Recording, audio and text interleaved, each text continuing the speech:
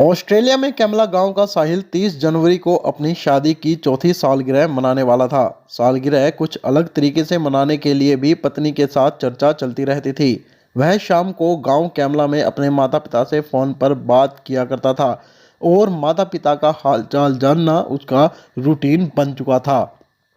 Australia में उसे 2 साल पहले पीआर मिली थी और 5 महीने पहले ही उसने ऑस्ट्रेलिया में अपना खुद का मकान भी बना लिया था। 3 महीने पहले उसके पिता भीम सिंह ने ऑस्ट्रेलिया में जाकर मकान का मुहूर्त करवाया था। साहिल ऑस्ट्रेलिया में सेटल हो चुका था और अपने बेटे की तरक्की से पिता भीम सिंह भी बहुत खुश थे। इन्हीं खुशियों के बीच साहिल की ज़िंदगी में उसकी शादी की चौथी एनिवर्सरी की खुशी भी जुड़ने वाली थी। लेकिन परिवार की खुशियों पर काल की कुदृष्टि पड़ी और साहिल को उसके परिवार से छीन लिया। क्योंकि घटना 12 जनवरी शुक्रवार रात की है और अगले दिन शनिवार और रविवार की छुट्टी रही। साहिल के चचेरे भाई संदीप ने बताया कि इन 2 दिनों में साहिल के शव के पोस्टमार्टम की कार्रवाई नहीं हो सकी। अब आज से वहां पर पोस्टमार्टम किया जाएगा।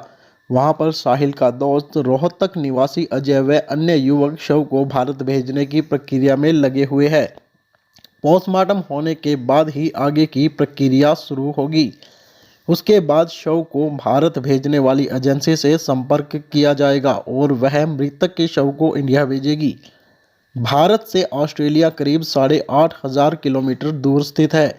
ऐसे में शुक्रवार तक शव भारत पहुंच सकता है। उसके बाद ही अंतिम संस्कार की प्रक्रिया होगी। फिलहाल परिवार को इस घटना ने तोड़कर रख दिया है। साहिल का छोटा भाई भी पुर्तगाल में है और बताया जा रहा है कि उसका आना भी संभव नहीं है। चलिए अब पूरे मामले पर एक बार फिर नज़र डाल लेते हैं। आखिर कैसे हुआ था हादसा और कैसे मिला था साहिल का शव। साथ ही यह भी जानेंगे कि साहिल के चचेरे भाई ने क्या बताया था। उससे पहले कमेंट बॉक्स में ओम शांति जरूर लिखें। चैनल को फॉलो और सब्सक्राइब करना ना भूलें।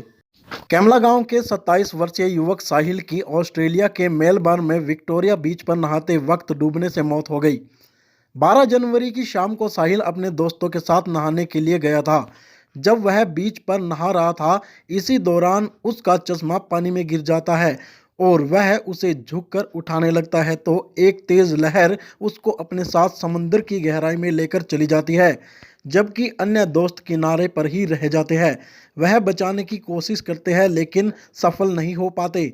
बीच पर ही 2 ऑस्ट्रेलियन साहिल को रेस्क्यू भी करने की कोशिश करते हैं लेकिन उनको वह नहीं मिलता।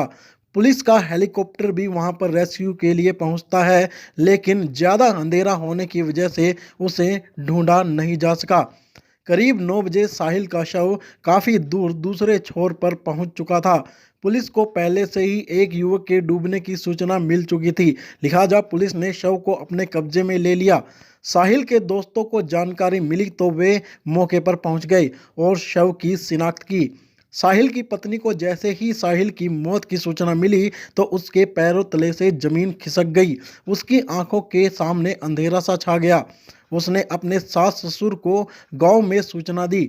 साहिल के चचेरे भाई संदीप ने बताया कि उसके चाचा भीम सिंह का लड़का साहिल वर्ष 2016 में स्टडी वीज़ा पर ऑस्ट्रेलिया गया था और वह मेलबर्न में एक फर्नीचर कंपनी में काम कर रहा था और 2 साल पहले ही उसको पीआर मिल चुकी थी। वर्ष 2020 में उसकी शादी गुड़ा गांव की अन्नू के साथ हुई थी और 2022 में साहिल अन्नू को भी अपने साथ ऑस्ट्रेलिया ले गया था।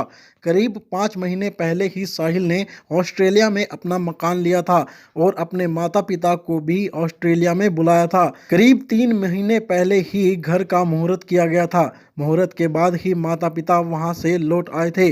संदीप ने बताया कि साहिल का शव मेलबर्न के ही अस्पताल में है और उसको भारत लाने में 7 से 10 दिन का समय लग सकता है। परिवार पर एक दुख का पहाड़ टूटा है।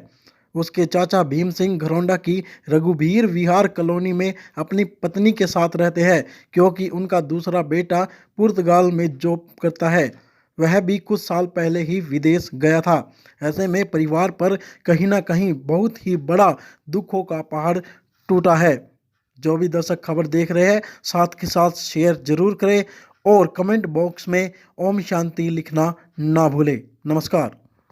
ये चाचा का लड़का है जी। जी, क्या नाम था इसका? जी साहिल है इसका नाम। जी। और ये पिछले 7-8 साल से ऑस्ट्रेलिया में थे। जी। तो अब इनकी शादी भी हो गई थी 3-4 साल पहले। तो मैडम भी साथ में गई हुई थी। जी। तो ये अभी कल फ्राइडे को शाम को वहाँ बीच पे नहाने चले गए थे। जी, कौन सा बीच था? विक्टोरिया बीच पे मेलबोर्न में। जी। तो 4 दोस्त थे ये इकट्ठे। हम्म। तो वहाँ जैसे नहा रहे थे तो इसके जैसे नज़र का चश्मा लगा हुआ था। जी। तो चश्मा नीचे गिर गया पानी में। तो पानी में वो चश्मा वगैरह ढूंढने लग गया। तो मतलब उसको चश्मा तो मिला नहीं, लेकिन पानी की तेज लहर के कारण वो अंदर पानी में ज़्यादा अंदर चला गया। जी। ज़्यादा अंदर जाने के वजह वो बाकी जो उसके साथी थे वो तो बाहर आ गए थे। जी। लेकिन वो अंदर उसके अंदर जाने के बाद वो उसको चिल्लाने लगे हेल्प हेल्प जी। करके। तो फिर रेस्क्यू भी करने वाले गए उसको। जी। तो वो उनको मिला नहीं फिर वहाँ पे। जी। तो तभी पुलिस का हेलीकॉप्टर भी आ गया था 5-7 मिनट के अंदर अंदर। तो उसको भी फिर रात ज़्यादा लेट हो गए थे। तो जैसे रात के 9 बज गए थे लगभग। जी।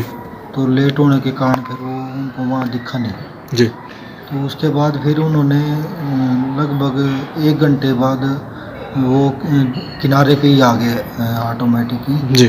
तो दूसरे फिर पुलिस के पास इंफॉर्मेशन आई कि एक बॉडी आई है बीच के किनारे पे। जी। तो वहाँ से फिर वो उसको पुलिस वालों ने अपने उसमें ले लिया। जी। तो बाकी वो उसके दोस्तों ने जाके फिर उनके घर पे मैसेज दिया। जी। वहीं रहते थे ना। तो मैसेज देने के बाद फिर उन्होंने यहाँ घर पे फ़ोन किया। तो तब जाके यहाँ बताया कि ऐसे ऐसे करके साहिल है ना।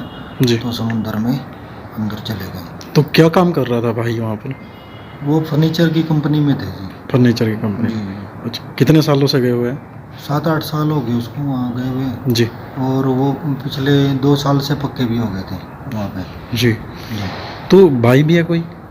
हाँ उसके छोटे ब्रदर है आज़ाद है उनका नाम। तो वो पिछले 1-1.5 साल से वहाँ पुर्तगाल में है। जी। तो मम्मी पापा यहीं पर रहते हाँ अकेले? मम्मी पापा यहाँ गोंडा रहते हैं जी।